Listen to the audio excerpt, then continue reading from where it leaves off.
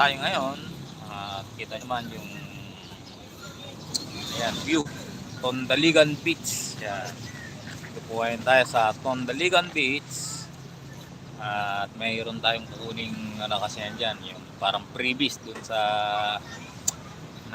ganap na charity rides natin nung nakarang araw. O yan. Sightseeing muna tayo rito sa mga Tondaligan Beach mga walay.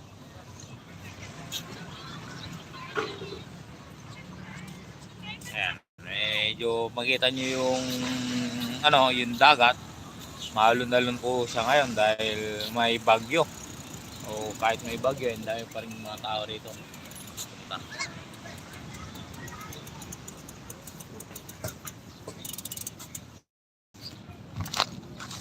At dun, sa magitan nyo dun sa part na yun, mga walay, mawalap na talaga. Yung bundok-bundok na po yan dyan. Nabulubundukin na. So, yan.